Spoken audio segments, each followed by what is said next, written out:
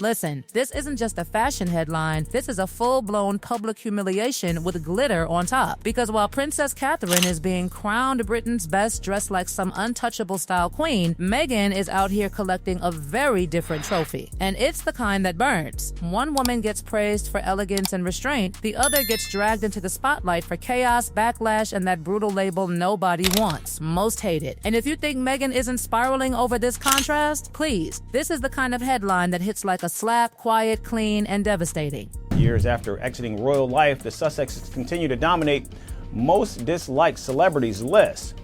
2025 Rankers list places Meghan Markle firmly at #1 ahead of figures like Sean Diddy Combs, Jada Pinkett Smith, and Ellen DeGeneres. Prince Harry remains close behind, keeping both Sussexes at the top or in the top 5.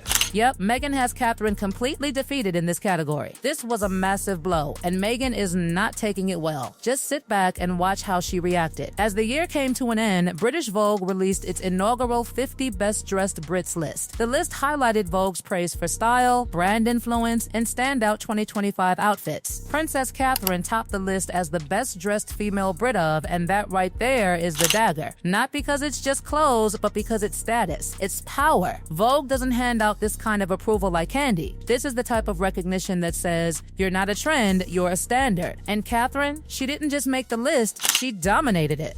The kind of win that doesn't need loud speeches, clout-chasing interviews, or staged moments. It's the calm victory that makes someone else feel like they're screaming into a void. Kate Middleton is one of the most approachable, beautiful girls one could ever dream of.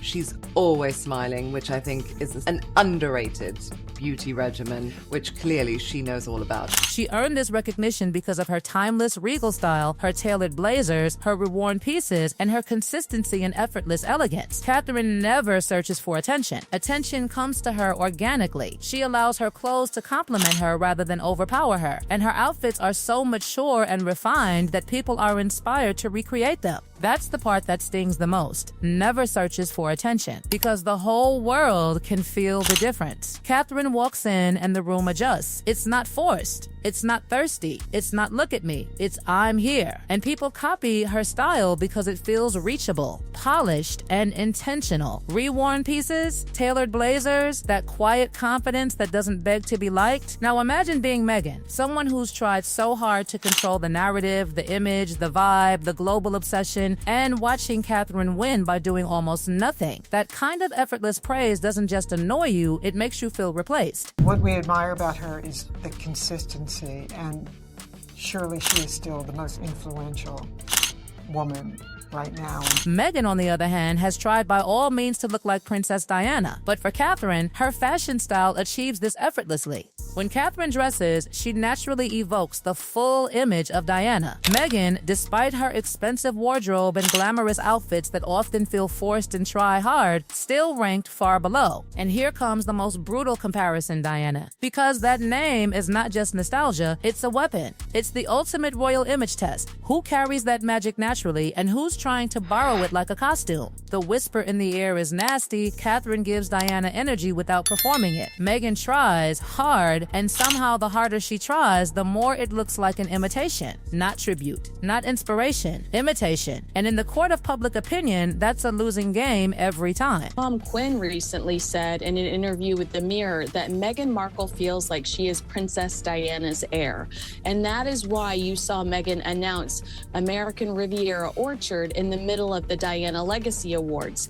Even though her clothes are costly, they are frequently ill-fitting. Some outfits are twice her size. She borrows clothes and fails to return them when required. She overexposes herself to attract attention, yet the attention never comes. Even fashion designers appear tired of Meghan. Oof. Because this isn't even fashion critique anymore, this is character assassination through styling. Expensive but ill-fitting. Borrowing and not returning. Overexposure. That word alone screams the accusation. Desperation. And the meanest part, yet the attention never comes. That's a haunted sentence. Because what do you do when your whole brand is is built around being seen, and the world starts looking away, or worse, looking at you to laugh. Now, in 2024, a journalist, Vanessa, revealed on Andrew Gold's Heretics podcast that Meghan Markle allegedly did not return a lot of stuff after she wore it in a very high-profile photo shoot, referring to the Variety photo set. She wears clothes she does not bother to straighten. She seems exhausted when selecting outfits, resulting in disastrous fashion choices. Examples include the Australian trip where she wore a see-through skirt. During the last stop of their royal tour, she paused to smile and greet fans during a walkabout, but she got everybody's attention for all the wrong reasons. Her skirt looked way more see-through than planned, accidentally giving the crowd a peek at her undergarments. Or do you remember when she wore this outfit? It landed somewhere between the Joker cosplay and oversized pajamas. The coat swallowed her, the pants dragged on the ground, and the whole look felt pulled straight from a clearance rack labeled 3 sizes too big. For a so-called power appearance, she looked one wrong step away from tripping over her own hem. Proof that a $5,000 price tag still can't buy style. And you know what? Meghan has tried copying Catherine's outfits plenty of times, but that failed too because she simply can't pull it off the way Catherine does. I've made a whole separate video on that, so go check it out later. So while Catherine topped the best dress list, Meghan searched desperately for a list to top, and she found one for herself, the most hated celebrity list of 2025. By the end of the year, Meghan and Diddy were battling for the top spot, but Meghan ultimately claimed it, leaving Diddy in second place. For years now, she has remained in the top 10 most disliked celebrities alongside Harry, but this year, she was determined and secured the #1 spot. And that is the plot twist nobody can spin into a brand win. Because imagine the mental whiplash: Catherine gets a Vogue crown and Meghan gets a most hated label, right next to a scandal cloud so toxic it sucks the oxygen out of every room. This is where the story shifts from fashion to fallout. Because most hated isn't about hemlines, it's about reputation. It's about how people feel when your name comes up. Eye rolls, groans, side eyes, the kind of public energy that doesn't fade with a rebrand. And if Meghan really was determined to secure that #1 spot, that means she's not just misunderstood, she's become predictable. The kind of figure people expect drama from, and they're never disappointed.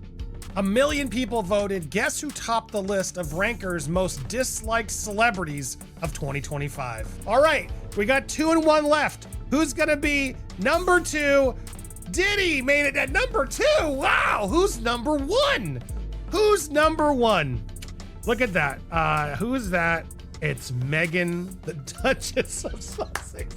She seems to have forgotten that public resentment began the moment she entered the royal family and caused chaos within it. Harry, once a happy prince who even founded the Invictus Games to honor veterans, was pulled away from the royal family. That's the narrative people cling to, the before and after. Before, Harry smiling, grounded, purposeful. After, war mode, lawsuits, bitterness, endless fights with the institution that once protected him. And whether you agree with it or not, this is the story that keeps being recycled because it's emotionally satisfying for the public. She arrived, everything exploded. That's why the resentment sticks. It becomes myth, and myths don't need proof, they need repetition. When asked about the sudden departure from royal duties, Meghan claimed she was facing severe abuse, including racism. She painted herself as a victim, insisting the media constantly manipulated her story. And here's where the battlefield gets uglier, because this is not a simple who wore it better moment. This is where Meghan's supporters say she spoke up, and her critics say she weaponized victimhood. Either way, the public split becomes permanent. And once the audience stops seeing you as authentic, every new claim gets filtered through suspicion. Every appearance becomes a performance review. Every interview becomes, what's the angle this time? They went further by suing the Daily Mail and other tabloids and lawsuits? That's gasoline. Because legally fighting the media may be justified, sure, but culturally it turns your life into a never-ending courtroom soap opera. It keeps your name attached to conflict. It keeps headlines alive. It keeps the public exhausted. And when the public is exhausted by you, they don't sympathize, they punish. Overseas. Now Prince Harry announcing plans to sue 2 major tabloids for alleged phone hacking. Harry accusing the owners of The Sun and the Daily Mirror of intercepting voicemail messages. And here's the cruel irony. Every lawsuit, every statement, every attempt to set the record straight only made the noise louder.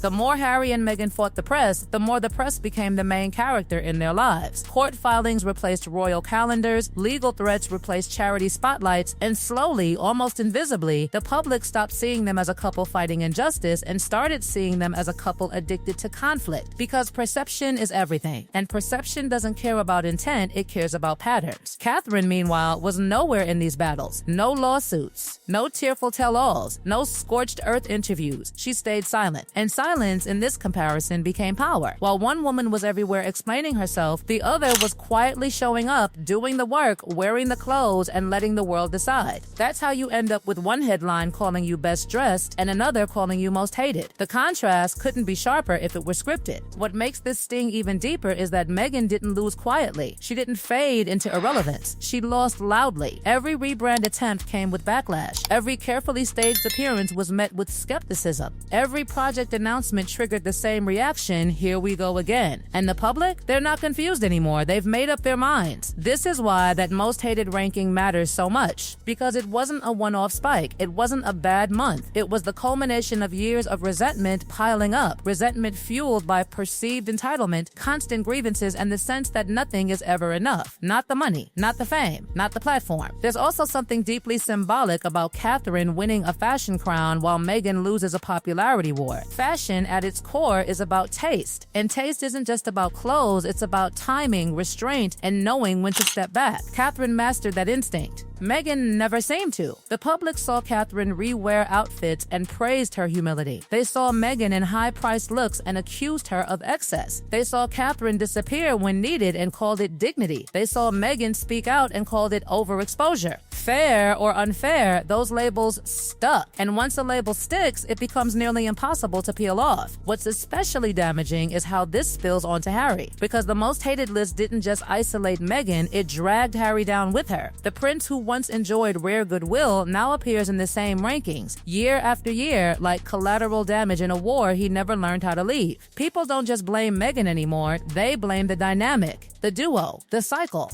The endless loop of grievance, accusation, rebuttal, and silence-breaking interviews that somehow say the same thing every time. That's why Catherine's win feels so devastating by comparison. It's not about jealousy, it's about validation. Catherine represents continuity, stability, a version of royalty that adapts without imploding. Meghan represents disruption that never resolved into peace. And the public, whether consciously or not, chooses comfort over chaos every time. This isn't to say Meghan didn't face pressure or hostility, but in the court of opinion, how you respond matters more than what happened. And over time, her responses stopped generating sympathy and started generating fatigue. Fatigue is deadly for public figures because outrage fades, scandals pass, but fatigue turns people off permanently. That's how you end up competing with scandal-ridden figures for the top spot on a most hated list. Not because your actions are identical, but because the emotional response you trigger is the same enough. And while Catherine's name evokes calm admiration, Meghan's name now sparks debate before the sentence even finishes. Supporters rush to defend, critics rush to attack, and the middle, the neutral audience, quietly walks away. That middle is where popularity lives, and Meghan lost it. The saddest part? This didn't have to be the ending. Meghan could have stepped back, recalibrated, gone quiet long enough for the temperature to drop. Instead, every moment became another statement, another narrative correction, another attempt to reclaim control. But control isn't taken, it's granted. And once the public revokes it, no amount of explanation can win it back. So while Catherine stands at the top of a list celebrating style, grace, and influence, Meghan stands at the top of another list entirely, one that reflects public exhaustion, resentment, and a collective decision to stop listening. That's not a fashion loss, that's a reputational collapse. And the real question isn't whether Meghan is angry or hurt by this contrast. The real question is, what comes next when the world has already decided who you are? Because Catherine doesn't need to react. She's already won. And Meghan? She's still fighting a battle the public believes is already over. That's the real meltdown.